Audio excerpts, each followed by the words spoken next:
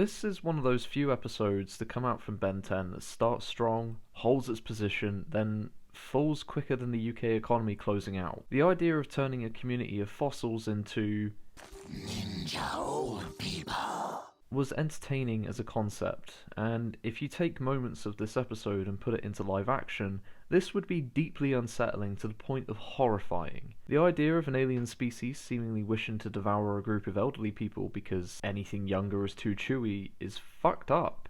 Wow, cool, wait a minute. The fuck? And awesome at the same time.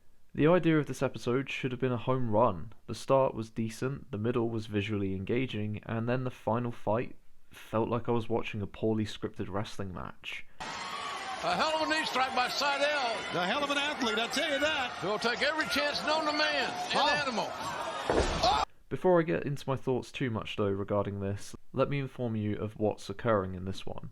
We open on Ben and Gwen looking to get some ice cream, and Max is about to get a cash withdrawal outside, but he's interrupted by some crooks looking for an easy payday. Ben catches wind of this and jumps straight into action with the newest addition from the Watch called Upgrade, an alien who possesses the ability of making technological advancements by morphing his body with it. Ben makes quick work of these crooks, and Max reveals that they're going to visit his sister, their Aunt Vera, for the weekend, much to Ben's dismay. What's next? We're heading off to see your Aunt Vera for the weekend. Boring old Aunt Vera? No! When they arrive, we quickly see one of the residents, Marty, is attacked by an alien life form and becomes increasingly weirder as the episode goes by. Ben joins Vera, Gwen and Max for dinner, but bails out due to, well, sheer boredom, utilising the last alien on the Watch that we've yet to see, Ghost Freak. Ben plays around with the residents' mental stabilities for a few moments, only to get distracted by witnessing Marty carrying a rolled up carpet to a waste disposal out back, only then discovering that there's a hidden compartment under the bins that leads underground.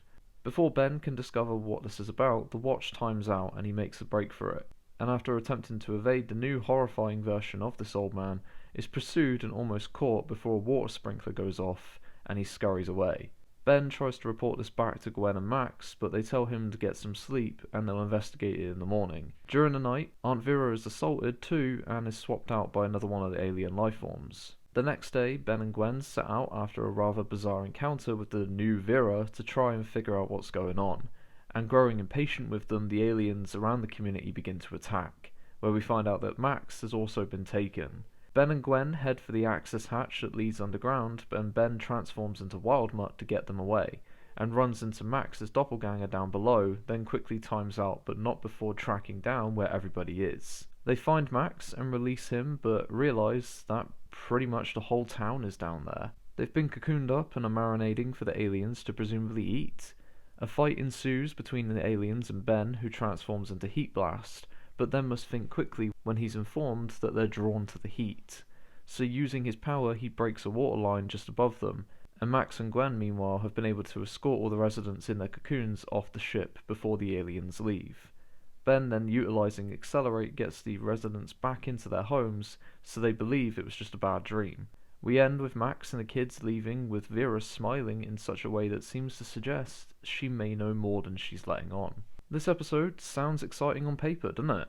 And I can assure you, about 70% of it is. The part that fails for me is the final battle. I can't figure out what it is, whether it's the pacing or the direction of the fight or how lackluster it is, or maybe just a combination of it all. But the resolution for this just didn't land particularly well, leaving a little more to be desired.